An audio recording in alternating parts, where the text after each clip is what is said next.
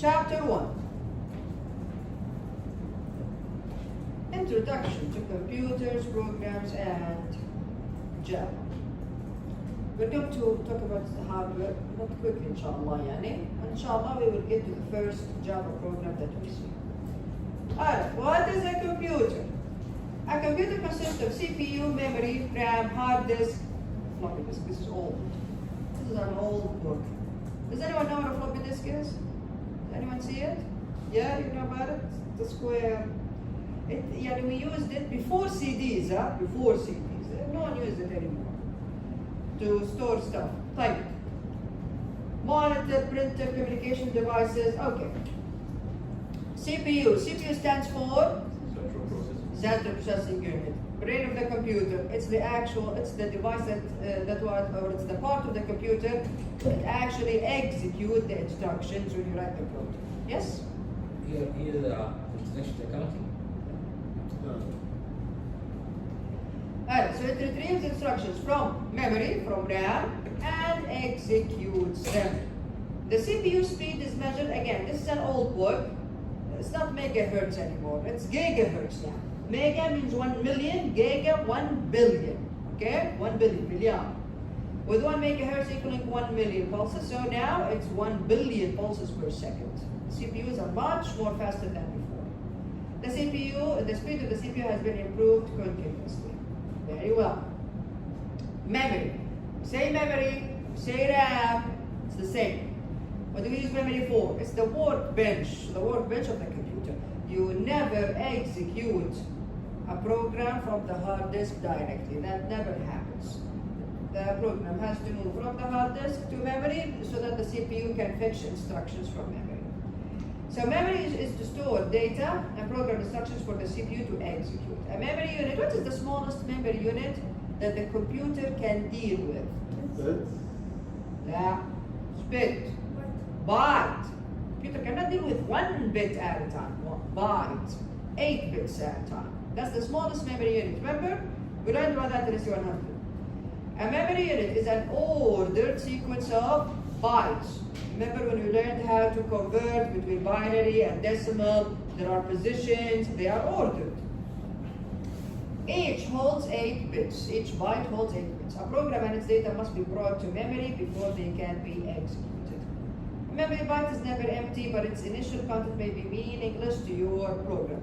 RAM, the computer doesn't waste time in cleaning or clearing memory. Override. It doesn't matter what. If when you say X, assign to breaker 0. 0 is going to go and be saved in memory. Does it matter what was in memory there in that location? No, it just gets overwritten. That's it. The current content of a memory byte is lost whenever new information is placed in it. Type. How data is stored. What is the shortest answer to this? Bits. Zeros and ones. Data is stored in a computer in zeros and ones in machine language. Type data of various kinds such as numbers, characters, and strings are encoded as a series of bits, zeros and ones. Why zeros and ones? I told you about this in SE100. Computers use zeros and ones because digital devices have 2 stable states. On and off, on, 1, off, 0. Type. Which are referred to as 0 and 1 by convention. We as software engineers, do we need to be concerned about this?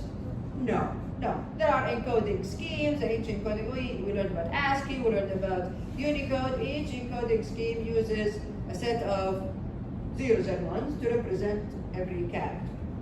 For example, J is represented by this in 1 byte. Like storage devices, like what?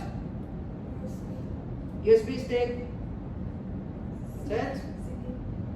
CD, hard disk, very good. Hard disk, CD. Memory is volatile. RAM is volatile. What does the word volatile mean? We learned about this word before. Huh? Excellent. It is dependent on having electricity.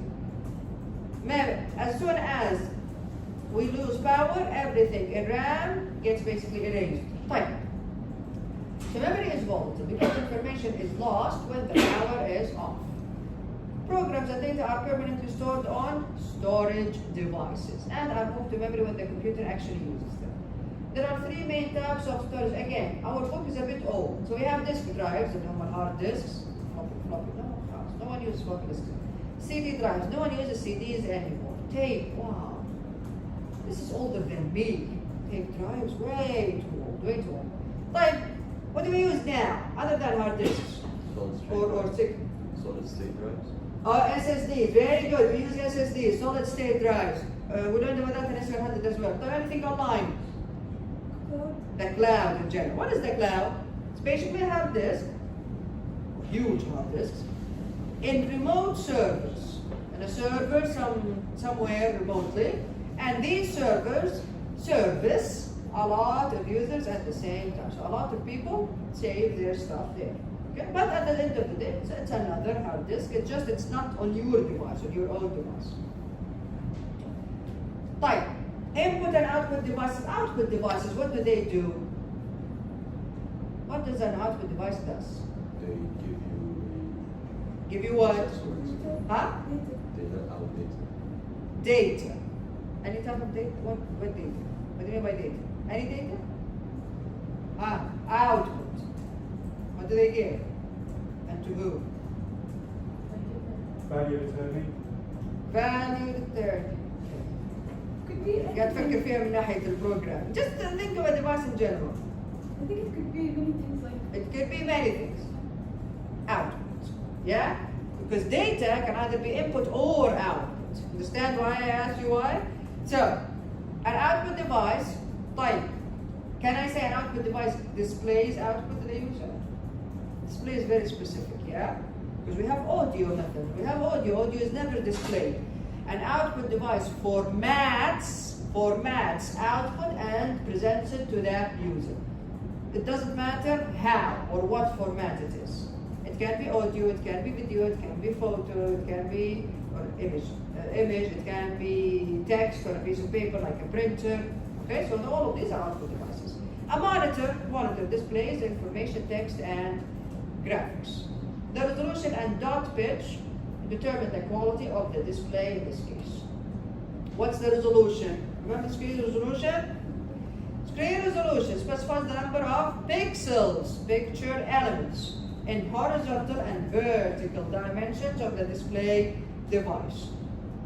More pixels, higher resolution. Higher resolution, sharper the display. This image is sharper. I told you about this in SE100 as well.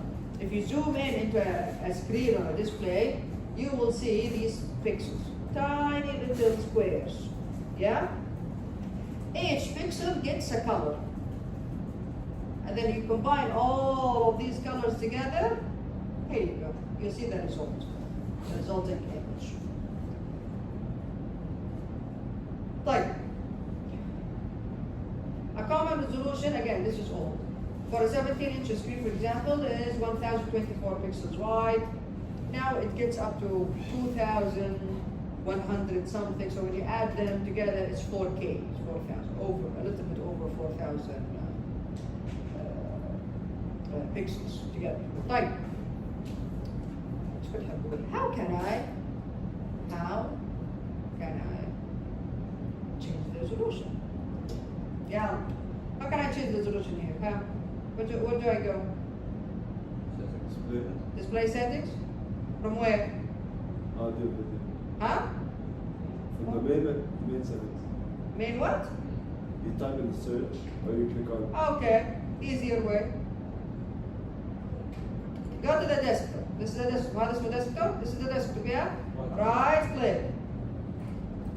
There we go, display settings. Okay? Then, if you go down, here we go, display resolution. Usually it's the highest one that is supported by the market. Type. My question, why do I need to change the resolution? As a software engineer, why do I need to change the resolution? In which case? Need more storage. Okay, so I'm freeing up space from where? This, by the way, there is a CPU just for the screen. Yeah, it's a video graphics, GPU, yes. GPU graphics processing unit. So yes, but sometimes even that gets overloaded, so you change the resolution to free up the resources. Sometimes better performance, but I don't know. Better performance, yes, because you are freeing up resources, so the CPU becomes type. Other than that, when we are coding, why do we need to change the resolution? Yes? Is it free up RAM? Huh? Is it free up RAM? So again, freeing up RAM or the CPU, the same thing. You are trying to free up resources so that the computer becomes faster. Type. Yes. Very well. Type.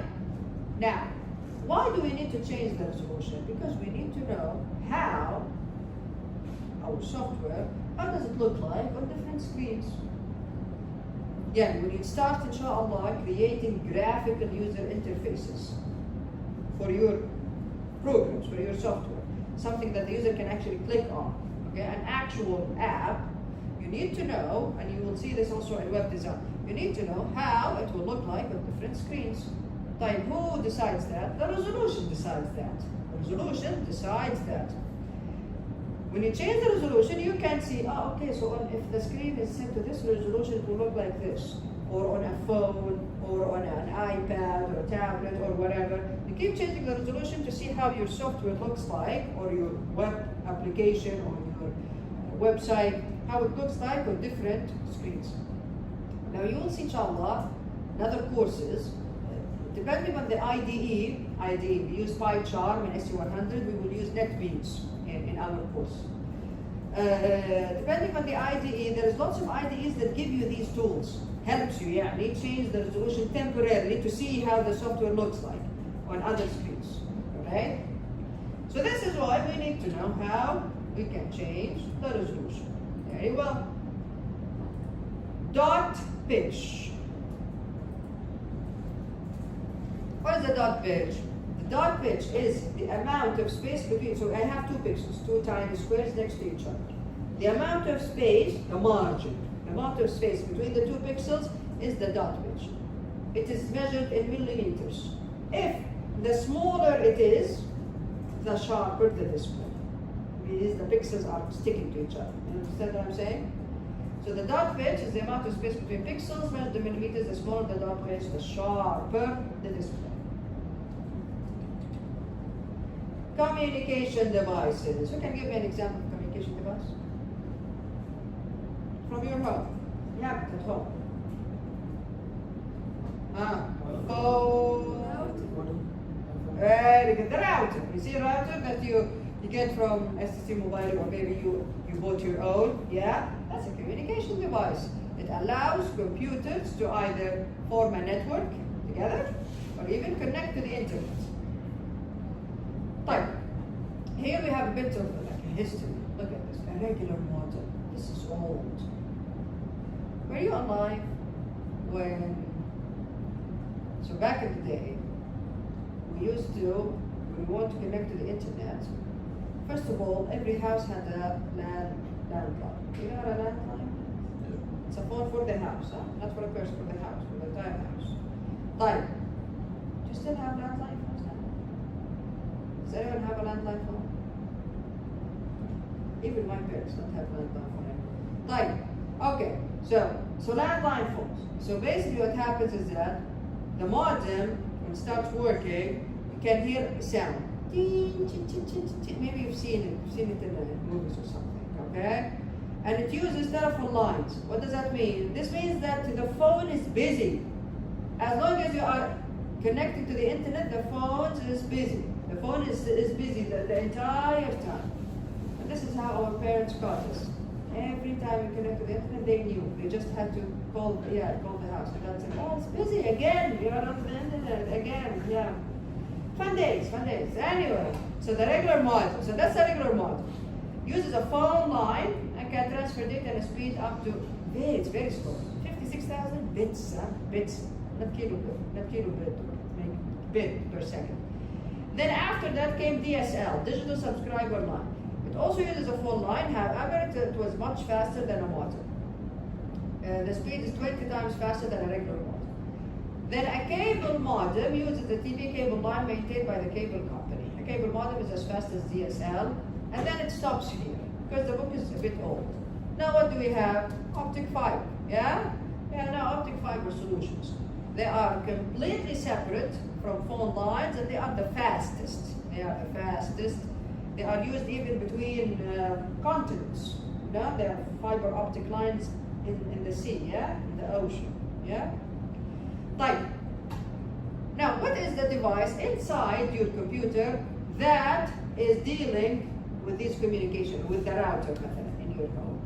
What we call a network interface card, or NIC. What's a network interface card? It's actually in the motherboard. If you open your laptop, you'll see it inside. It's inserted in the motherboard. It is the device that is responsible for receiving and sending requests. HTTP requests. We call them HTTP requests. That's how you can actually connect to the internet and look at websites, send something, receive emails, etc. All from the network interface card. It can connect to your computer to a local area network, or the internet. Type. A typical type of network interface card is called 10BASE-T. Again, this is old. We have much faster network interface cards now. Programs. What's a program? A program Sort of instructions. for who? For CPU. For the computer. Very good. So a computer program, known as software instructions to the computer. You tell a computer what to do through programs. Without programs, a computer is basically an empty machine, just hardware connected together. Computers do not understand human languages, so what do you need to use to communicate with the computer quickly? Programming languages. Programs are written using programming languages.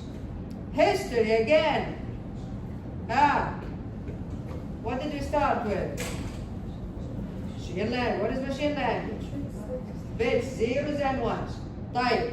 Is the machine languages before, are they the same for all of the computers? No. If I say 001 for this CPU, maybe it means read. 001 for that CPU, maybe it means write. Okay? So the instructions are different depending on the CPU. Machine language is a set of primitive instructions built into every computer. The instructions are in the form of binary code, so you have to enter binary codes for various instructions. Yeah. When he comes back, very quickly. He comes back. Programming with native machine language is a tedious. It's not even tedious. It's an impossible task. Moreover, the programs are highly difficult to read and modify. For example, look at this. To add two numbers, you might write an instruction in binary like this.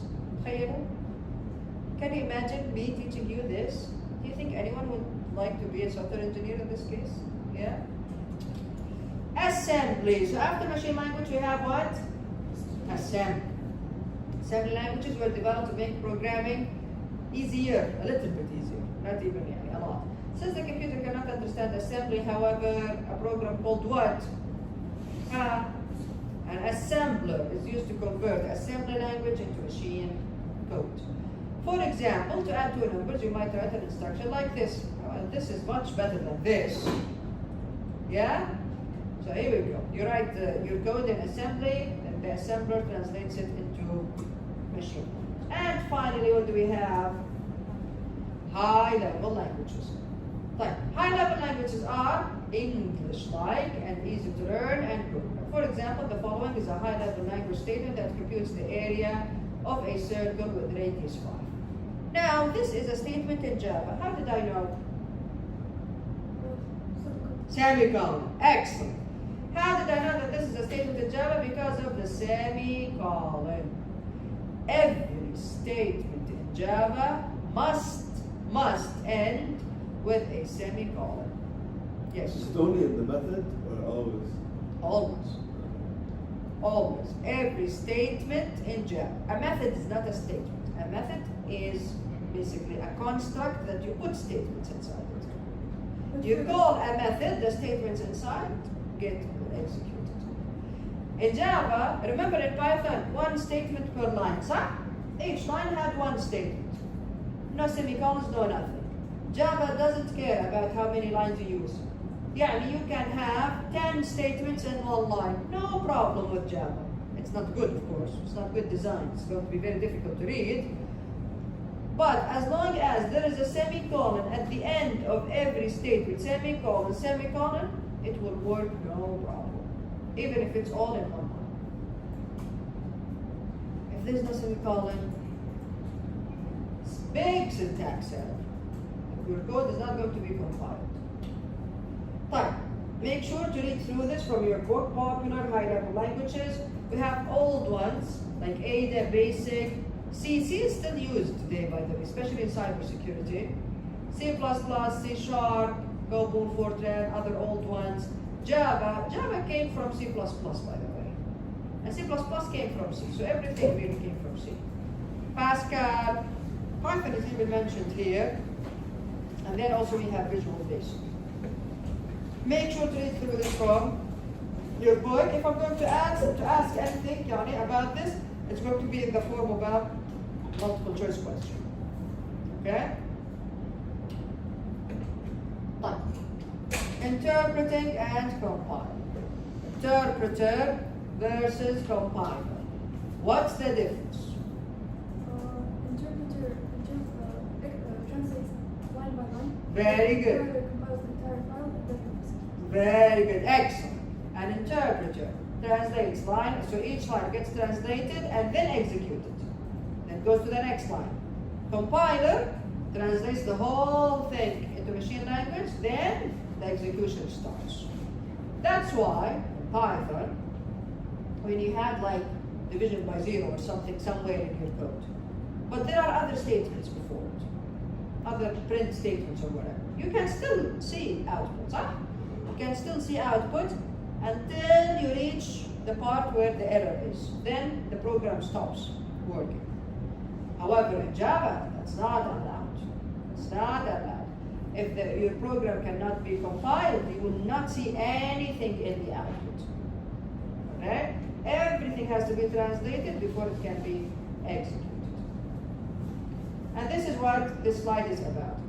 An interpreter reads one statement from the source code, from your code, translates it to machine code or virtual machine, and then executes it right away. As shown in the form. Note that a statement from the source code may be translated into several hundreds, sometimes thousands, machine instructions.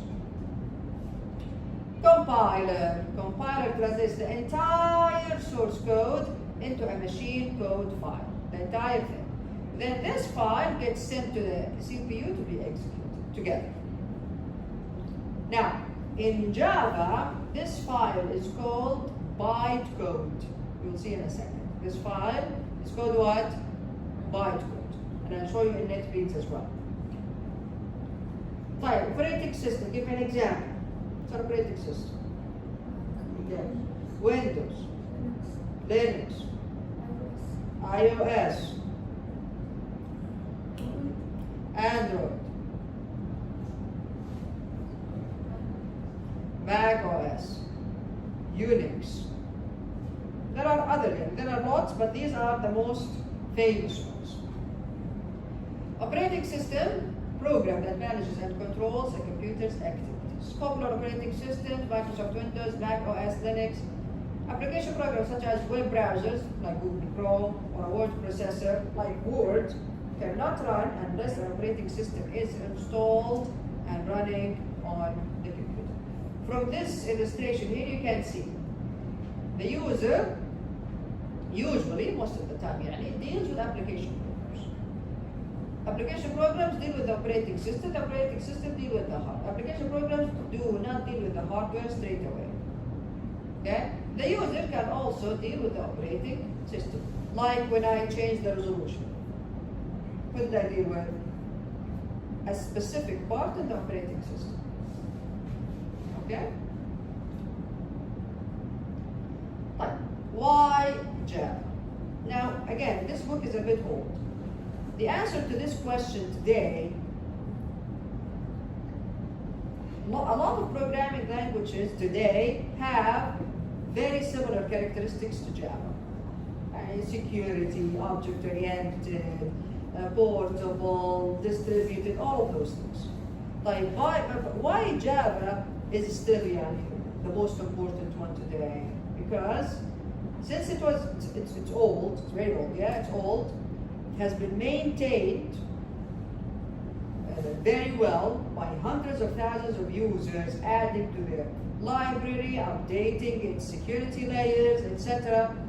It is now the lead when it comes to industry. Everyone is using Java, even though other programming languages have similar characteristics. Understand what I'm saying? So why Java? Because it is what is used in the industry now. It's the most important one. That's why a lot of programming languages are similar to Java. Like if you want to create an app for your Android phone, it's Java.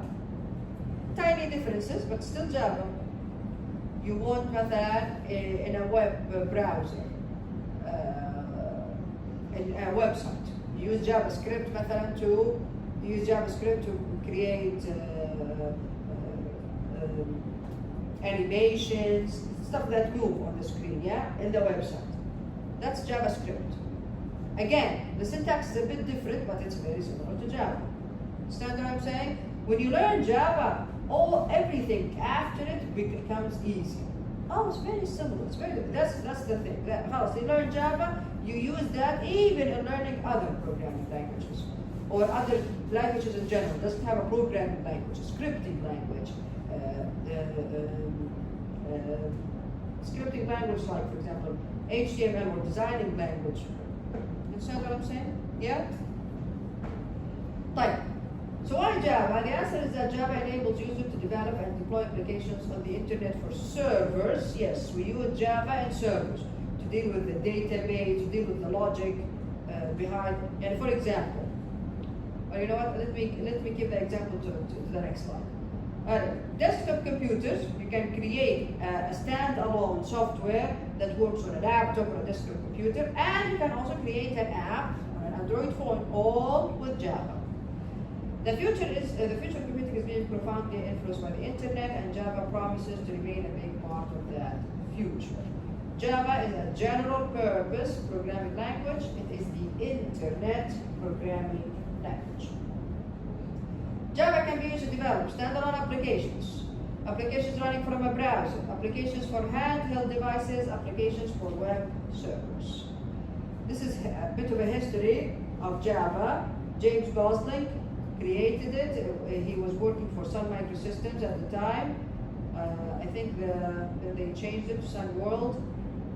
Make sure to read through this from your book, and then you have this link as well that talks about the history of Java. Characteristics of Java. Java is simple. Why do we say it's simple? Because it is partially modeled on C++,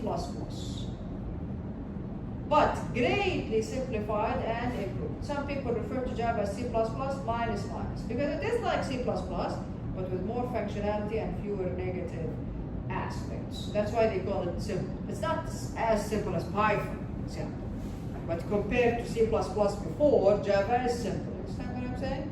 Yeah? It's simple compared to C++. Object-oriented. This is one of the most important characteristics of Java. Java was created as an object-oriented language from the get-go. And when they designed it, it is designed as an object-oriented programming language. Other programming languages did not start as an object-oriented language. No, it was a procedural language. Then they added the object-oriented part later on. Java was object-oriented from the get-go. So here it goes. Java is inherently object-oriented. Java was designed from the start to be object-oriented. Distributed.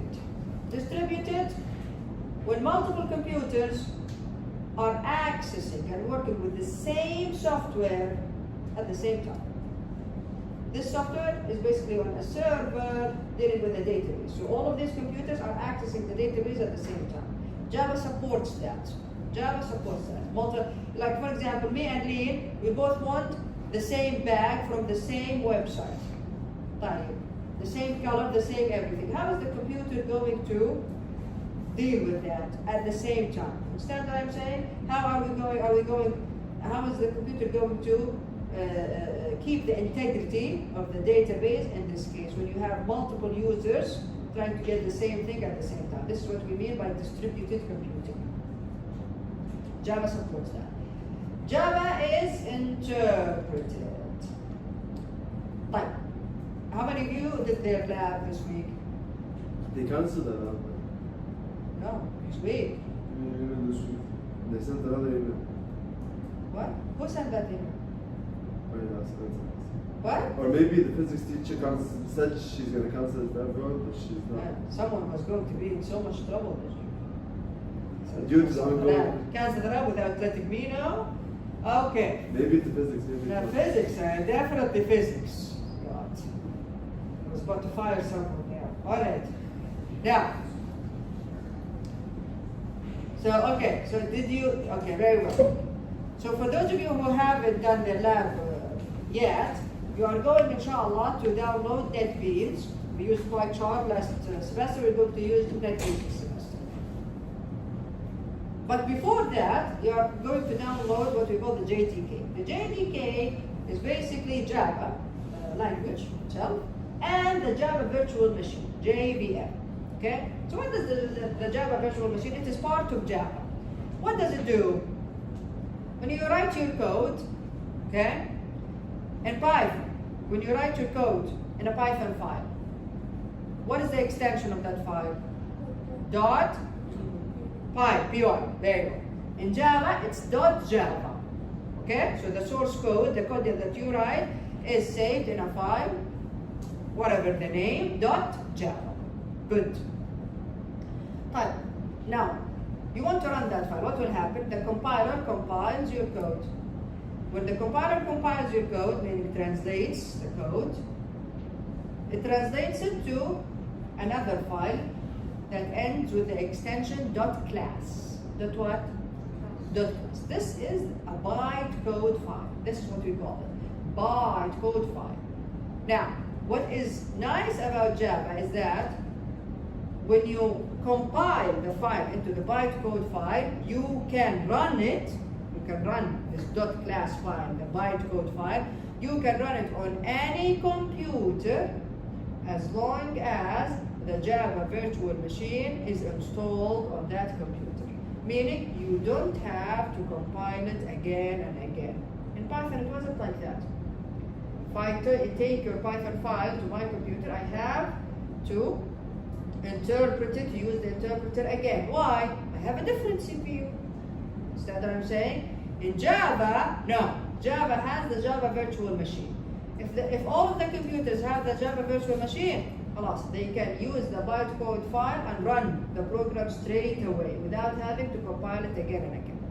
You can ask something like that, why not compile it again and again and again? Because when you are talking about huge software, when you are talking about distributed computing where we have multiple computers all running the same software over and over and over again, compiling is going to take ages. Every time you recompile, you recompile.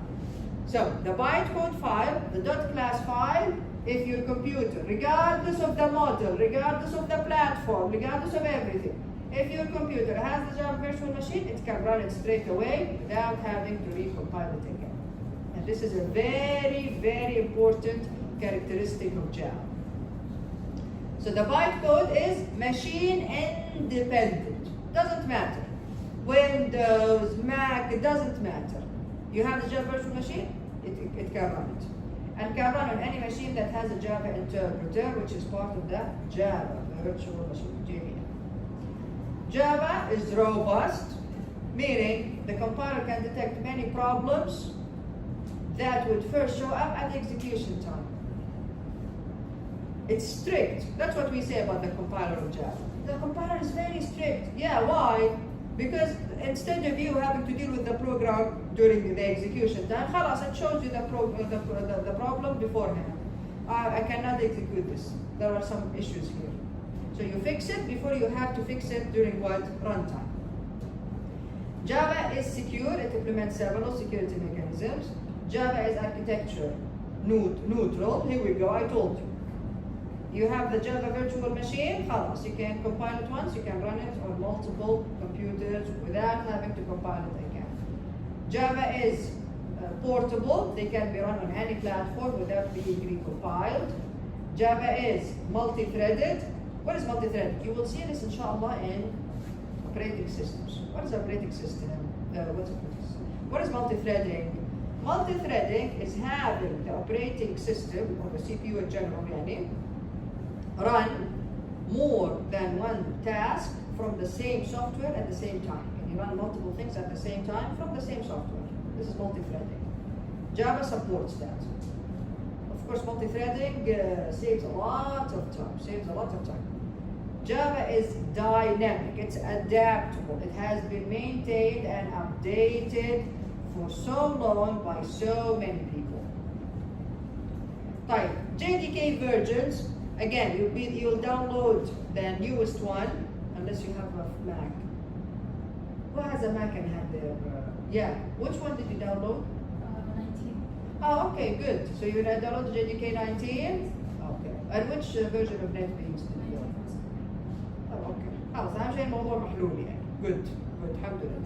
I didn't understand what you meant by multi-threading in Java. Like, can you give us an example of how? Yeah, it was very confusing. No, okay. You need to learn about that in operating systems first. Okay?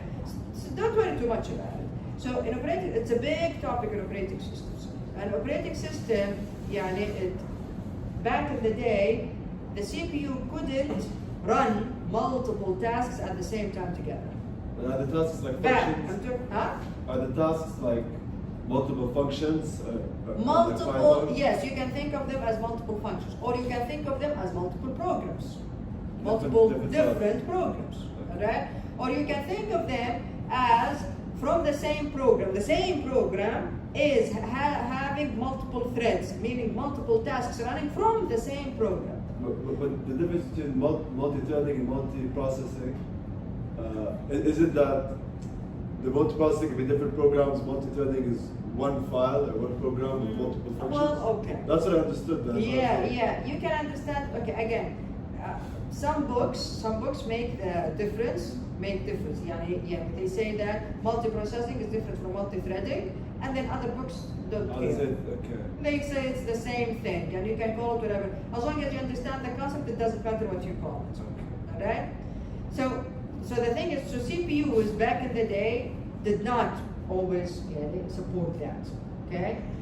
When CPUs began to support multiprocessing or multi-threading, now programming languages have to be updated so that we can create programs that also can run at the same time by the CPU. Instead of saying, Java supports that, no problem, you can do that with Java.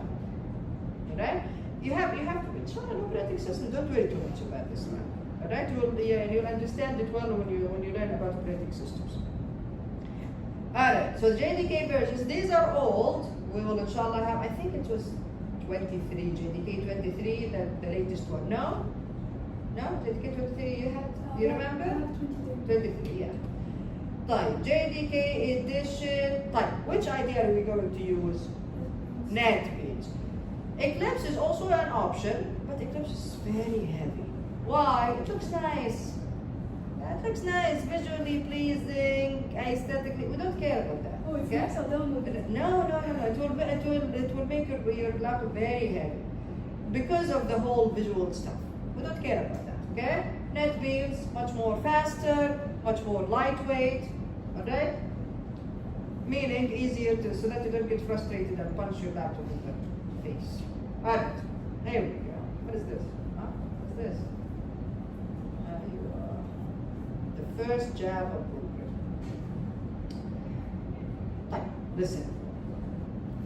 We will not have enough time to dissect the programs like we did in SE100. Okay? Especially when we are learning about the basics. Okay? So I need it, and now I'm going to go over what this means basically. We're going to trace it together, and then خلاص. You'll have to program your mind. Oh, this is how the print, you remember the print function from Python? Yes, this is how we do the print in Java. Okay? Just have to switch that. You have to basically make that switch on. Okay, here we go. This is how you have to adapt yourself. Okay, this is not Python anymore, this is Java. Type. What does this program do? Who can tell me what is this first line here? This is a comment. Very good. This is a one-line comment, which is the same as in Python. No problem. Very good.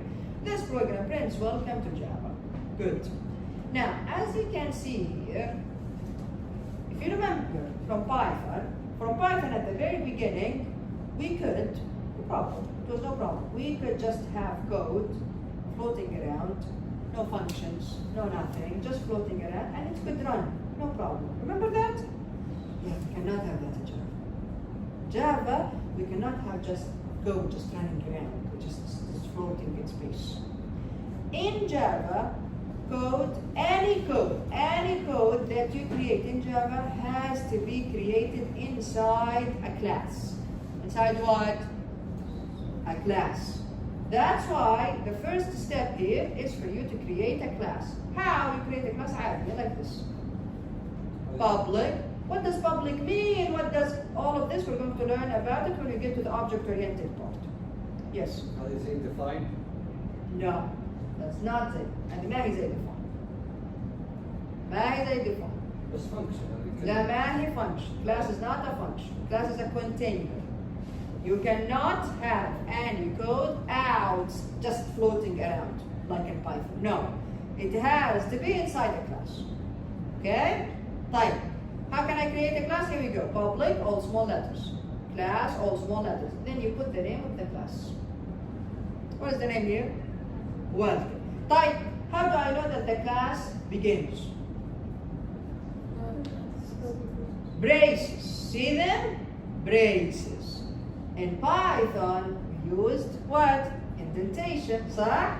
We use indentation every time something starts, whether an if statement or a loop or whatever. How do you know it started? By indentation. You go to the next line, you go inside a little bit, and then that block starts. In Java does not care about indentation. We care about indentation as software engineers because we want our code to be readable, yeah? But in Java, indentation does not matter when it comes to the rules. So how do I know that the class starts from braces like this? Braces, you open brace, you go inside. Okay? When you open braces, this means yalla, the class is started. Type. We're not done yet. We're not done yet. Where does Java start execution from? Where? From the main method. From the main method. Java starts execution from the main method. Now, the main method has a very specific header that you have to memorize like your name. You have to memorize the header of the main method like your name. What is the main method? This is the main method. Here you go. And I'm not even looking. Public static void main. Open parentheses. String with a capital S. Brackets, open bracket, close bracket, args from arguments, close parentheses, then you can open the main methods. This is what I need you to do. You memorize the header of the main method. If one word here is missing, your program is not going to run. Public static, we will understand what public means, what static means, but you know what void means. What does void mean? Actually, it means that it doesn't return. It doesn't return a value. So What this- is that? Yeah. Is it just saying this method won't return anything? Yes, but it also says that it's public and it's static, but we will understand what public and static means when we get to the object-oriented part. Okay? Right, so public static void main, and then main accepts one type of variable named args. In Java, we have to put the type of the variable. In Python, we didn't. خلاص, put the name of the variable, that's it. In Java, we had to put the type of the variable. What is the type here? A string. String. So what are these brackets? This means it's an array, which is similar to a list. Your first quiz is going to be you writing this header. Just that? Your first quiz, we're going to ask. See, I'm telling you the question from now. We're telling you the question now. Your first quiz is going about you. It's going to be about you writing the header for the main method. I don't want you to write any statements. I want you to write the header for the main method. Yeah, public, static, void, main, open parenthesis. String with a capital S, brackets, open bracket, close bracket, args from arguments. Close parenthesis, done. This is the header. Then you can open the main method. Questions? Questions? Yes. Can we have multiple classes in the same script in Java? Can we have multiple classes in the same script in Java? What do you mean in the same The script? different In the same line of file. Yes, we can, but only one of them can be public. The others, you have to remove the word public from. But we will learn about that inshallah Okay. in Java. But don't do that, please. Not now. Don't do not do the same file. Don't do the same file. Okay. Don't do the same file now. Not at this stage. Every time we create a new class, let's create a new file, okay? Okay, so that you don't get confused here. Yes, yes, what's the question? So the public just does what Python does, it makes it a global. So is it like that? Kind of, yes, kind of. And then what's it called? With the string we're making a list, right? So Here? is Here? yeah. So are we storing all of the arguments into main and then printing it, or is this like defining data? No. This has nothing to do with the statements inside.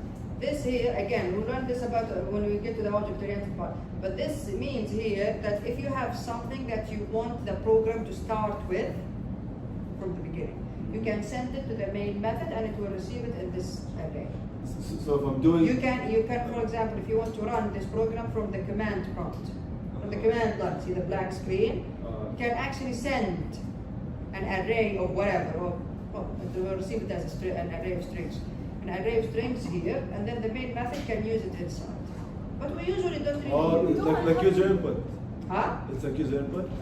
No. So we Don't worry too much about it now. You'll understand all of this later on. Yeah. We don't have to actually send in an argument for it to execute. Yeah. No. No? Don't send anything. No. It will execute straight away. You don't send anything. Nothing. It will execute straight away. That's why I told you. Memorize the header. Memorize it. Because if only one thing is missing, it will not work. Yes. So we start with the same. The main method? The main method is always like this, never changes. The main method is always like this, yes. We have kind of the same stream. No. The main method is always like this. Yes. فوق public class welcome ما فهمت. طيب. This program is basically, hi Ali, you're on the table. This program is basically the shortest Java program ever. A Java program, in order for a Java program to run, it has to at least have one class and inside it, one main method. There you go. You cannot have code just floating around in Java. You have to have them inside the class. Type, where does the execution start from in Java? From the main method. What does the main method look like? Like this. You memorize this. This never changes. Inside the main method, you can put your statement. Like, look at this statement here. This statement, what do you think this statement does? Print, صح? And again, remember when I told you that the library of Java is very big, so huge? There is a package in the library of Java called system. System with what? With which? With small s or a capital S? Capital S. Again, you have to memorize this. System with a capital S. System dot. Inside this package, there is another, it's not really a package, but I don't want to confuse you. Then you put out. Out, what does out mean? Out means I'm going to produce something, an output to the user. System dot out. Type dot. Inside out, there are methods. Functions, we call them functions in Python. There are methods. One of them is the println method. What does the println method do? It displays whatever it is you put here to the screen. Prints it on the screen. Now we have the println method, We also have the print method. The difference, print line, print line. Print line adds a new line after whatever it is that you put here. Type print does not add a new line. Okay?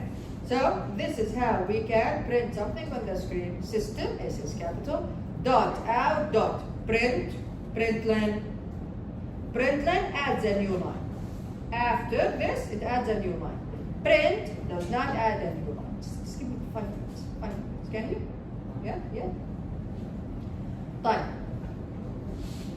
You're done? What do you put here? Semicolon. You put semicolon. Okay? For statements, never for constructs. For statements only, never for constructs. Yes, So for no- statements only. Yeah. If you put a semicolon here, this means you close the main method. There's nothing in the main method. See a syntax error. You get it? Yeah. If you put a semicolon after the header of any method, not only the main method, this means خلاص, this method is got, there's no body for this method. So you see a syntax error. Type here. This brace here is for which? Is for the main method or for the class here? For the main method. Very good. So this closes the main method. Now this one closes the class. Very good. Very good. Yes. Single quotes don't work in Java. Huh? Single quotes don't work in Java, correct? Good. Very good. Thank you for reminding me. Yes. I think the main method should like the functions in Python. Yes. We call them methods. We call them functions in Python. Okay? In Java, we don't have define. No, you put the header for the method and then you put the code inside it. We don't have the word define. Type. So can we make Okay. our own methods? Yes, of course, and we will learn about that. Yes, of course. Our methods, our own classes. This is object-oriented design. It's all about creating our own classes and methods. Type. Mohammed just reminded me. Now, this what type of data is this here? It's a string. Very good. If you remember, in Python, we can put a string in double quote, in single quote, no problem, sir. No problem. Python very flexible. In Java, a string is put only in double quote. That's it. That's it. Again, in Java, a string, you put a string in only what? Double quotes. Okay, everyone? طيب, if I use a single quote in Java is used for a different type of data, a character. You can put مثلا A in single quote. You can put number 1 in single quote. You can put a space, only one space in single quote. Okay? Java has more types of data compared to Python, and we will learn about them as well. Okay? So make sure, so again, a string is only inside what? Double quotes, that's it. Type. We can, of course, put this code in Notepad. Yeah, we're not going to do that. We're going to use NetBeans, يعني, but you can put it in Notepad, and then you can run it from the command prompt, from that black screen. You can run it straight over. Alright, now, creating, compiling, and running programs. So you created this code, again, the same code. What happens? This is what we call the source code. The source code, the compiler, so the source code is in a file that ends with .java, okay? Python.py or py. The compiler compiles this source code into what? Go. Into what? Into a bytecode. Very good. Bytecode ends with what? .class. Ends with what? .class. I'll show you in a second. This is what it looks like. يعني ما راح تفهموها كثير. This is the bytecode. This is an example of a bytecode file. Then what happens? The bytecode file goes to the Java virtual machine. The Java virtual machine runs it on any computer. This computer has a Java virtual machine, it can run it. This computer, it can. You don't have to compile it again. Type. So this is exactly what I just said. Let's trace it very quickly, then I'm going to go to NetBeans. Alright. here we go. This is our class. Then enter the main method. Inside the main method, we have this statement. You execute the statement. What does the statement do? It prints something to that screen, which is welcome to Java in this case. Right, let me leave these two examples for next time. NetBeans. Okay, so I'm going to open NetBeans. Yeah, so this is NetBeans. Apache NetBeans. Alright, you have the start page. Alright, I don't care about the start page. Just create a new project. Here we go. New project. This is how to create a new project. Right. Now, when you create a new project, you will see this. Alright? You will see this window. Now, there are different types of Java. What do we use? We use Java with AND. What do we use? Java with AND. Number. Java with AND. And then, so you select Java with AND, then the first one, which is Java application. Okay, everyone? Next. Here, you name your project. مثلا, I'm going to name it, for example, I don't know, chapter 1. Okay? Naming it chapter 1. Where is it going to be saved? By default, NetBeans has a folder named NetBeans Projects where inside the Documents project. So inside Documents, there is a folder called NetBeans Projects. You will find all of your, unless of course you change the location. Unless you change the location, you will find all of your projects there. Look at this here. What is this? Create what? Main class. So NetBeans can create a main class. What do I mean by main class? The class that has the main method. The class that has the main method. Okay? I'm going to keep this check, but I don't want you to keep the check at home. Why? I want you to write the main method. Because you have to memorize it. You have to memorize it. Okay? I'm going to keep it here to show you how NetBeans work. Now, if you see here, NetBeans always adds all of these before the name of the class. It uses the project name by default. Of course, you cannot have spaces inside the name of the class. Just like in Python, we cannot have spaces in the name of a function. We cannot have spaces in the name of the variable. Exactly the same thing. Now, I don't want to name it chapter 1. Number 1, okay. We're not going to need to talk about packages, but this is what happened here. A package was created to put the class inside it. I'm going to remove it. No packages. I want it to be in the default package. And I'm going to name it method. I'm going to name my class welcome. And your class doesn't have to have the same name as the project. عادي. Welcome. Finish.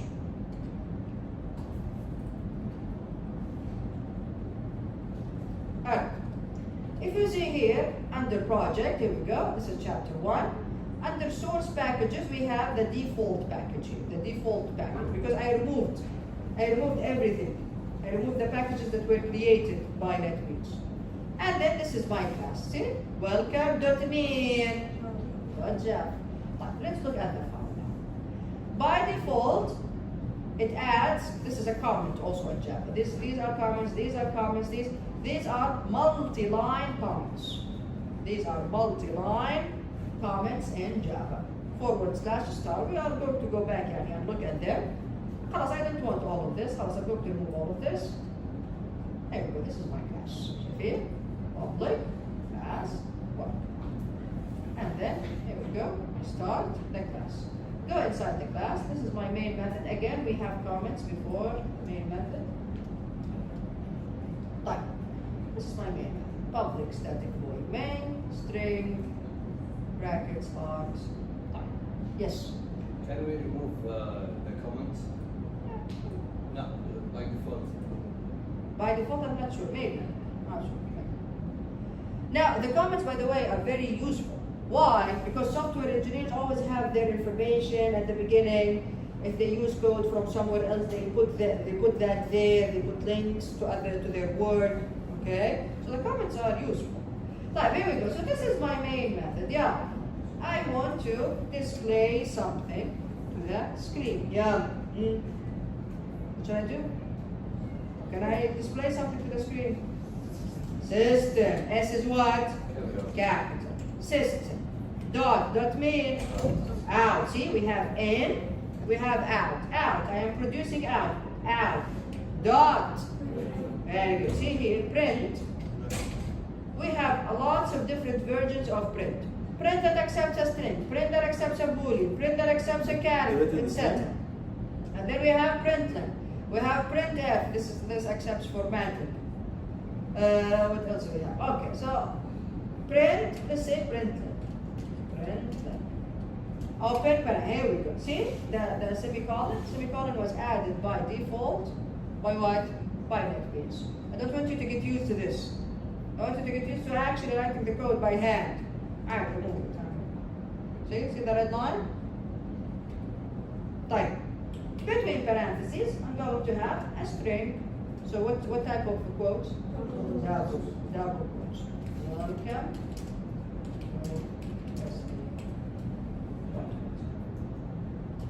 Here.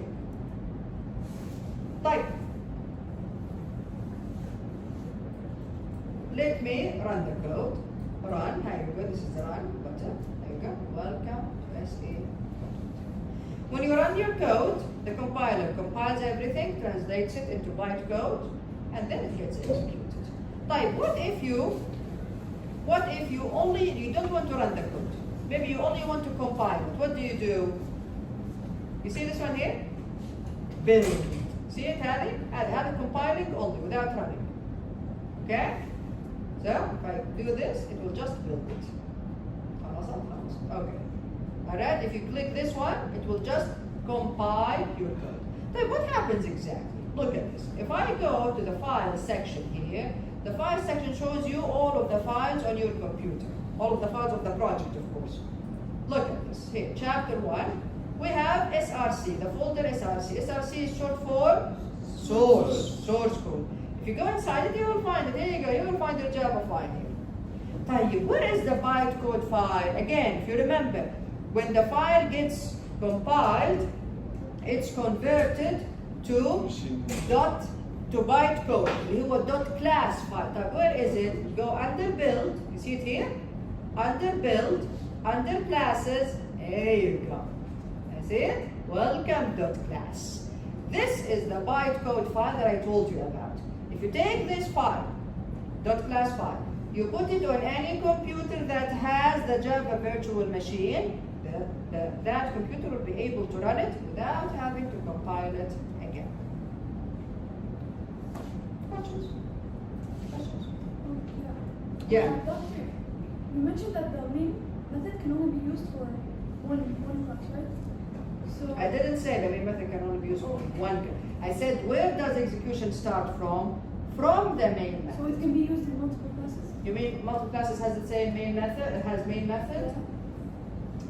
Let's ask that question in the okay? Let's ask a question and we will talk about object-oriented design. Okay? I will confuse you now. Okay? Yes. Okay, so it's compiled, it's turned into it's not turned machine language, it's turned to byte. Excellent. Only in NetBeans or in Everything. Java works the same everywhere. So it compiles the source code, the .java file, compiles it into bytecode, اللي هو .class file. Then the .class file gets executed by the Java virtual machine. خلاص. Okay? Why? It never Why? turns into machine language. It never turns into zeros and ones. No, it does, of course. It And the does. byte downs. By the Java virtual machine. Okay. After it takes this file and then it executes it, transitions into zeros and ones, depending on the CPU type. Okay? So Doctor, isn't it turning it to a compiled file every time you run it? Yes. So why doesn't it create the .class file to begin with? Why do we have to build it? No, I didn't say you have to build it first. You can. When you click run, It's gonna be there. yeah, when you click run, it compiles and runs. Okay. But when you click this one, it only compiles it. It doesn't run it. Get it? Yes. Yeah? Okay. Questions? Listen, you will not be able to do this every class. Huh? You cannot dissect the programs like this and go to, okay, here we got another example and then move on. Okay, we have a lot to cover. What are you going to do before you come on Wednesday? We have to read chapter 2. Okay, طيب ماشي. Okay, very good. That's ambitious. That's ambitious. The most important part is that you study today's lesson. Yes, go ahead. Please read. Read chapter 2. That will make things easier, okay? Make sure to study today's lesson. Use NetBeans. Okay, play around with it. I only showed you a very simple example. Print 10 lines, print 3 lines, use system.out.print, print numbers. Okay, you can do whatever you want, okay? You have the basics from Python, okay? System.out.print then 2 times 4. Here we go. Try different stuff. Use concatenation. It's the plus sign. It's the same. It's actually easier in Java. Okay, everyone? Okay? Yeah, I'll see you all the next. I'll see you all the next. So sorry, I took. Oh,